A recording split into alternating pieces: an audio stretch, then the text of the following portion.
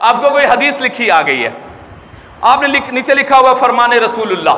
मैं आज आपके साथ अपने और आपके एक्सपीरियंस शेयर करने के लिए बैठा हूं। कोई हदीस लिखी, नीचे लिख दिया फरमाने रसूलुल्लाह। एक मिसाल के तौर पे आप लोगों ने ये हदीस के नाम पे ये जुमला सुना होगा, जब भी रमज़ान आता है या जब भी मुहर्रम आता है या जब भी ईद उल अज़हा का चांद नज़र आता है तो एक हदीस के नाम पे एक जुमला जो है वो गर्दिश करना शुरू कर देता है कि रसूल पाक सल्लल्लाहु अलैहि वसल्लम फरमाया, जो रमज़ान की बिशारत सबसे पहले इतने लोगों को देगा उस पर जन्नत वाजिब हो जाएगी।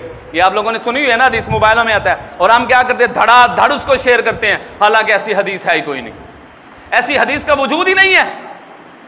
नबी करीम, अब यहां पर वही सुनिए, आप लोग कर नेकी का काम रहे हैं, नेकी का काम समझ के कर रहे हैं, लेकिन आपको यही नहीं पता कि ये रसूल पाक का फरमान है भी कि नहीं है।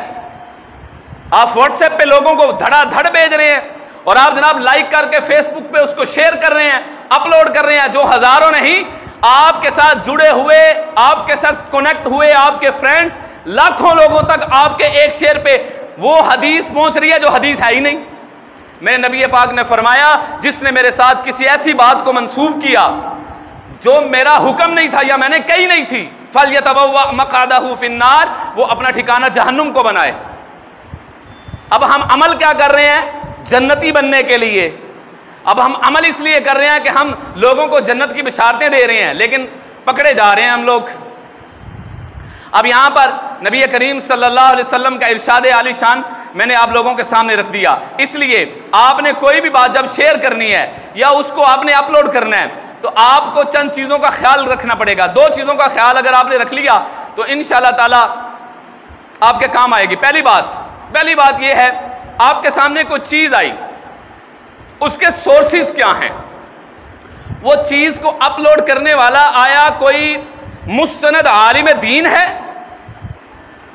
देखो ना, फेसबुक पे हर बंदा आलिम भी है, फेसबुक पे हर बंदा वकील है, फेसबुक पे सोशल मीडिया पे हर बंदा जज भी है, हर बंदा डॉक्टर भी है, हर बंदा हकीम भी है, हर बंदा इमाम है, हर बंदा पुलिस ऑफिसर है, क्योंकि जुबान के इस्तेमाल पे कोई पाबंदी नहीं है। आपका जो जी चाह रहा है आप कह रहे हैं, कोई आपको रोकने वाला नहीं, कोई आपको टोकने वाला नहीं है। और फिर आपने सबसे पहले ये बात देखनी है कि आपको जो चीज आप शेयर कर रहे हैं वो उसका सोर्स को क्या है, उसकी तैयारी करने वाला कौन है। एक चीज तो आपने इस चीज का ख्याल करना है, अगर कोई मुस्तनद आलिम नहीं, बहुत सारी चीजें इस तरह की हैं, कोई भी कॉल पकड़ते हैं नीचे लिखते हैं फरमाने अली उल मुर्तजा, फरमाने इमाम अली, फरमाने इमाम ज़ैनुल आबिदीन, किस किताब से आपने लिया, हम आपके पास मौजूद हैं। मेरा ये हक बनता है कि आप में से कोई बंदा तस्दीक के लिए कोई भी चीज मुझे फॉरवर्ड करे, मौलाना मैं इसको अपलोड करना चाहता हूं, मैं इसको अपने स्टेटस पे लगाना चाहता हूं, मैं इसको सोशल मीडिया पे डालना चाहता हूं, क्या ये रसूल पाक सल्लल्लाहु अलैहि वसल्लम की हदीस है। कई मरतबा हमने इन चीजों का मवाजना किया कि लिखा होता है, कुरान की आयत लिखी होती है, वो कुरान की आयत है, नीचे जब हवाले की बारी आती है तो हम जब उसको जाके सर्च करते हैं वो कुरान की आयत का नंबर होता ही नहीं है। कई दफा इस तरह होता है, नीचे लिखा होता है बुखारी हदीस नंबर फुला, जब हम बुखारी के उस बाब में जाके उस हदीस के नंबर को चेक करते हैं वो हदीस होती नहीं है वहां पर, और बाज़ औक़ात इस तरह है कि वो हदीस ही नहीं होती। इसलिए आप लोग जो नेकी के साथ नेकी का काम कर रहे हैं, अल्लाह आपके जज्बे को सलामत रखे, लेकिन आप ये तस्दीक कर लें कि आप जो चीज फॉरवर्ड कर रहे हैं वो कहां से आई है। दूसरी चीज, आपने किसी भी चीज को शेयर करने से पहले अगर ये दो चीजों को आपने ख्याल रख लिया तो इंशाअल्लाह ताला हम अपने आप को बड़ा महफूज कर लेंगे। दूसरी चीज ये है कि हम जो चीज शेयर कर रहे हैं उसका मकसद क्या है। हम जो चीज शेयर कर रहे हैं आगे फेसबुक पे हम शेयर कर रहे हैं, सोशल मीडिया पे डाल रहे हैं, लोगों तक पहुंचा रहे हैं, वीडियोस के जरिए मैसेज दे रहे हैं, व्हाट्सएप ग्रुप के अंदर हम जो चीजें शेयर कर रहे हैं उसका मकसद क्या है। क्या उसका कोई मकसद है। आपने देखा होगा कि बहुत सारे लोग जिनका खेलों के साथ ज़ौक़ है वो खेलों की चीजें आगे शेयर कर रहे हैं, कोई जनाब आली सियासी चीजें आगे पोस्ट कर रहे हैं। मैं तो देखता हूं कि इस कौम का अलमिया यह है कि सियासत के नाम पे अपने बाप के साथ झगड़ रहे होते हैं, सियासी लोगों की वजह से अपने भाइयों के साथ झगड़ रहे होते हैं, सियासत की वजह से अपने रिश्तों को तोड़ रहे होते हैं, और वो शाम को एक ही डिनर पे इकट्ठे होकर खाना खा रहे होते हैं। ये हमारे लिए लम्हा फिक्रियां नहीं है कि हम गाली गलौज तक उतर जाते हैं और वो हैं कि वो प्रॉपर बैठे हुए हैं, वो खेल तमाशा लगा हुआ है, और हम लोग जनाब उसके दरमियान ऐसे आके जनाब एक दूसरे की वकालत कर रहे होते हैं, ना हमें कोई फायदा होता है। भाई इसका इस्तेमाल अगर करना है तो सही करें, किसी मुस्तनद आलिम दीन की बात को आगे फैलाएं, किसी मुस्तनद आलिम हदीस की तरफ से अपलोड की हुई तस्वीर को जिसमें कुरान की आयत लिखी हुई है, जिसमें हदीस लिखी हुई है, उसको आप आगे शेयर करें तो आपको अजर व सवाब मिलेगा। और अगर आपने किसी ऐसी चीज को आगे फॉरवर्ड कर दिया, मैंने देखा है लोगों को, वो जनाब आली खवातीन की नंगी तस्वीरों को आगे शेयर कर रहे होते हैं, वो फिल्मों को आगे शेयर कर रहे होते हैं, वो गानों को आगे शेयर कर रहे होते हैं। ये हमारे लिए लम्हा फिक्रिया है। ये आपने मेरे नबी पाक की हदीस सुनी होगी ना, कि क़यामत वाले दिन अल्लाह ताला की ज़ात इंसान की ज़बान पे ताला लगा देगी। जब ज़बान पे ताला लग जाएगा तो अल्लाह की ज़ात कहेगी, दुनिया में तुम्हें ज़बान दे रखी थी कि तुम इसका इस्तेमाल सही करते, लेकिन आज ज़बान पे ताला है, आज उसकी जगह पे हाथों को ज़बान दी जाएगी। हाथ बोलेंगे, कान बोलेंगे, आंखें बोलेंगी, पांव बोलेंगे, इनको अल्लाह ज़बान अता करेगा। ये हाथ गवाही देंगे, मौला इन हाथों के साथ गुनाह हुए। ये कान गवाही देंगे, मौला इन कानों के साथ गुनाह हुए।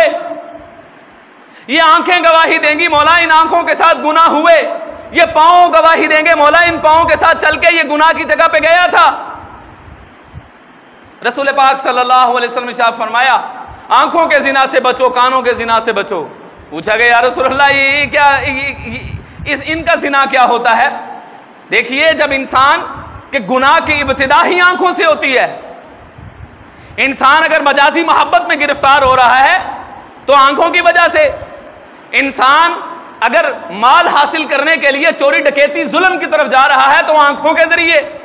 किसी भी गुनाह की जड़ जो है वो आंखें, किसी भी अच्छाई की, नेकी की बुनियाद और जड़ जो है वो भी आंखें।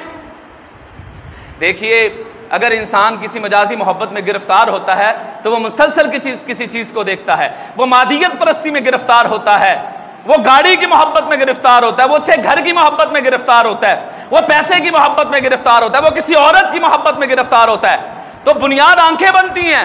वो किसी चीज को मुसलसल देख रहा है, मुसलसल देख रहा है, और आपकी आंखें मैसेंजर हैं आपके दिमाग का। आपकी आंखें आपके दिमाग को मुसलसल एक पैगाम भेज रही है, भेज रही है, भेज रही है, भेज रही है।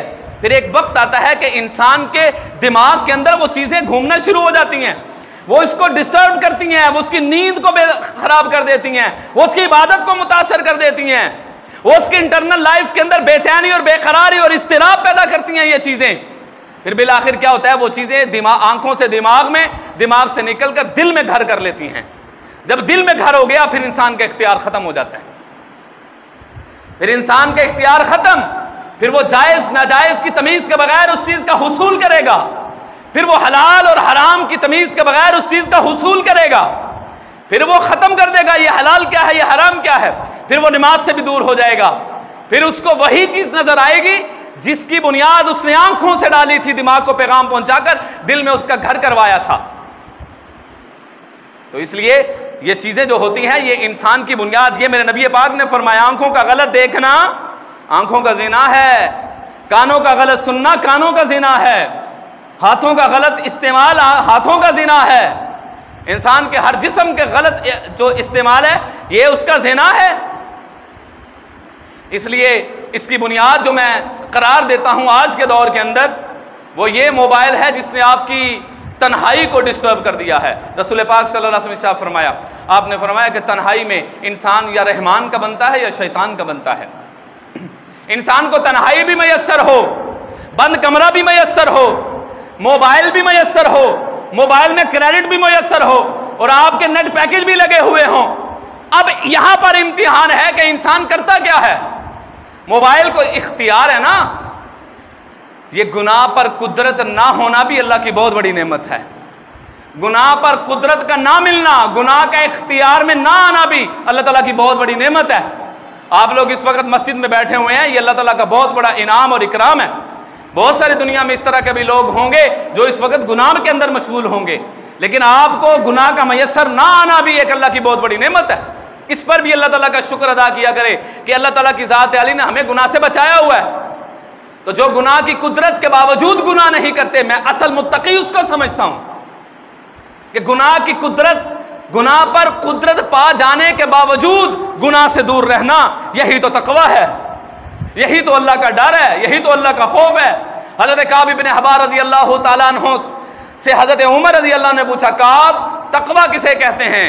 जनाब उमर रज़ी अल्लाह अन्हु से पूछने पर हजरत काब बिन अहबार रज़ी अल्लाह ने फरमाया, अमीरुल मोमिनीन, क्या आपका गुजर कभी खारदार झाड़ियों से हुआ है?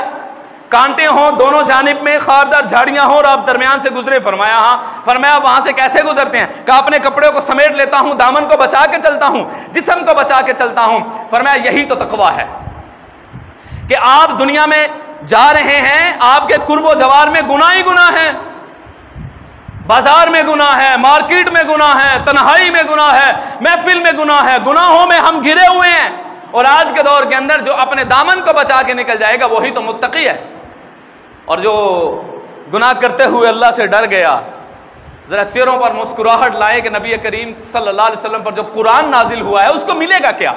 चारों तरफ गुनाह ही गुनाह है, और अगर हम यहां से बच के निकल गए, यहां से महारत है बच के अपने आप को बचा के निकल जाना अल्लाह की रजा के लिए। फरमाया एक शख्स गुनाह करने लगा, चोरी करने लगा, डकैती करने लगा, जुल्म करने लगा, शराब पीने लगा, जिना करने लगा, सूद लेने लगा, दुनिया जहान के तमाम गुनाहों का तज़किरा किए बगैर वो, मैं यहां पर आता हूं कि वो कोई भी दुनिया का गुनाह करने लगा, गुनाह पर कादिर है, हर चीज सामने मौजूद है, तन्हाई है, अल्लाह के सिवा कोई नहीं देख रहा, और ये ख्याल अभी तक उसके ज़हन में नहीं आया कि मुझे अल्लाह देख रहा है। उसके ज़हन में यह है कि बंद कमरा है, तन्हाई है, मैं हूं और मैं जिसके साथ गुनाह करने लगा हूं वो चीज है।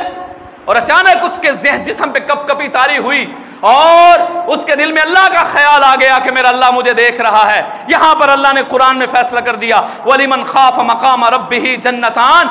आम नेक आदमी को तो एक जन्नत का दावा है, लेकिन जो गुनाह करने पर कादिर था और अचानक उसके दिल के अंदर ख्याल आ गया मुझे मेरा अल्लाह देख रहा है, फौरन वो गुनाह से पीछे हट गया। मेरे अल्लाह ने कुरान में कहा ऐसे शख्स को अल्लाह ने 2 जन्नतों का वादा कर दिया है।